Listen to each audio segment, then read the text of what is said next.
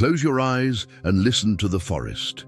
In the deepest, most untouched corners of the Amazon, the jungle is never truly silent, but sometimes the sound you hear isn't the wind, a bird, or a jaguar. It's you. What if you heard your mother's voice calling for help from the dark, but you knew she was thousands of miles away?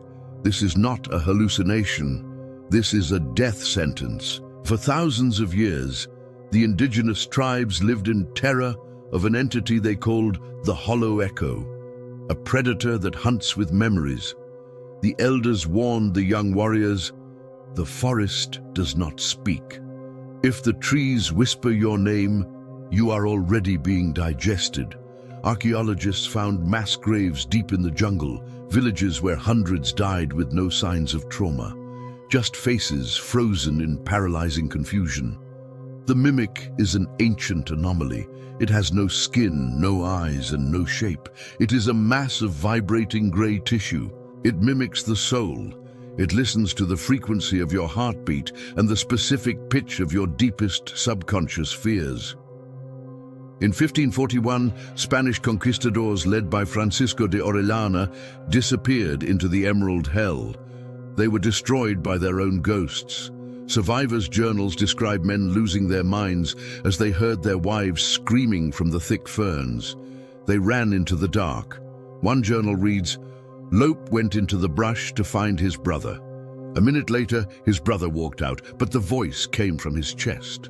The mimic cannot perfectly replicate the human face, but its voice is indistinguishable from the person you love most in this world. Think about the biological horror.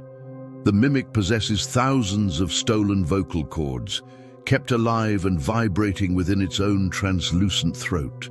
It keeps the voices of its victims like trophies, using them to lure their grieving relatives into the same trap.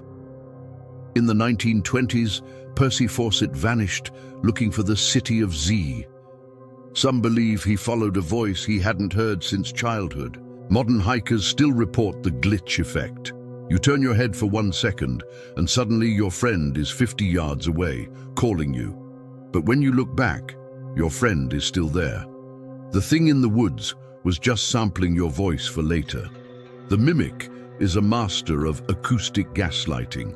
It makes you stop trusting your own senses until your mind becomes a prison. Imagine being lost in the green labyrinth. The sun is setting. Every crack of a twig sounds like a footstep. Then the whisper begins. It starts as a soft hum. Then it becomes a conversation you had years ago. It's playing back your life to find your weakness. When it finds your weakness, a lost child, a deceased spouse, it strikes. The voice becomes frantic. It begs. It screams for mercy. The mimic uses infrasound, frequencies so low they are felt rather than heard. These waves trigger a fear response in the human brain. It causes nausea, dizziness, and intense paranoia. It physically forces your body into fight or flight, making you easy to manipulate. Indigenous legends say the mimic was once a spirit that lost its identity.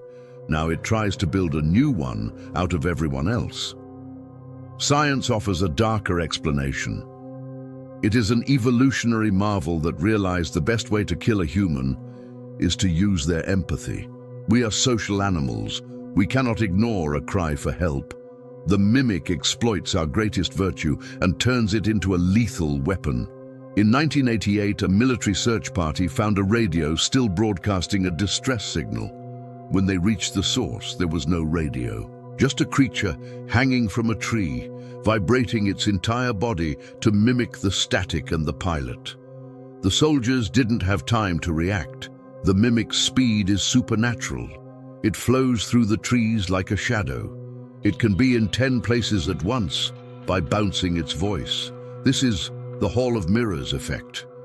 You hear a scream to the north, then a whisper behind your ear. You are being surrounded. What happens when it finally catches you? It wraps its cold, vein-filled body around your head and begins to hum. It vibrates your skull until your brain liquefies. It absorbs your memories and tone of voice. You are overwritten. Your family might receive a phone call. It will sound exactly like you. You'll tell them to come meet you at the edge of the woods. The cycle begins again. The mimic has been growing its collection for over 10,000 years. Think about the voices it must have stored. Ancient shamans, dead kings. It is a living library of human extinction. Some believe the whistling woods are all connected, that the mimic is a global neural network of predators connected by sound. Every time you answer a strange voice in the dark, you are feeding that network. You are giving it more power. There is a phenomenon called the third man, a voice encouraging hikers. But what if that voice isn't a guardian angel? What if the mimic is just guiding you further away, keeping you alive just long enough to reach its nest? In Navajo folklore, there are skinwalkers. In the north, the Wendigo, different names but the same terrifying ability, the mimicry. They use the voices of the innocent to commit the ultimate sin. They turn the sanctuary of the family into a hunting ground. If you look at satellite imagery of deep jungles, you'll see dead zones, areas where no animals live and no birds fly. The silence in these zones is absolute. The mimic has already consumed everything that could make a sound. Now it waits for you. There is no recorded way to kill it. Fire makes it scream, and that scream is 1,000 voices dying at once. The only defense is the vow of silence. If you enter its territory, you must not speak. You must not even whisper your own name. Because the moment you speak, the mimic has you. It records your frequency. It begins the process of becoming you. Imagine the horror of looking into a mirror and hearing a voice that isn't yours coming out of your mouth. It doesn't just want your meat. It wants your life. It wants to go back to your home, sleep in your bed, and talk to your children. The uncanny valley is an evolutionary warning. Our ancestors evolved that fear to survive the mimic. The mimic has adapted to the 21st century. It lives in the static of your baby monitor. It lives in the glitch of your Zoom call.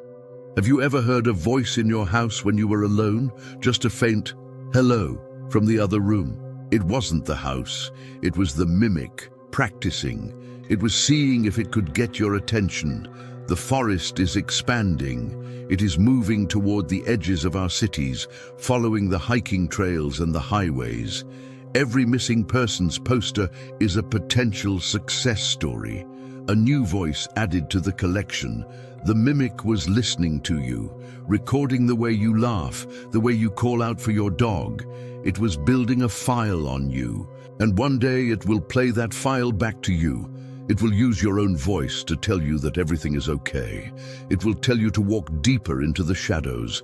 And because it sounds like you will believe it. The forest has been practicing your name all day. It knows your pitch. It's ready to perform.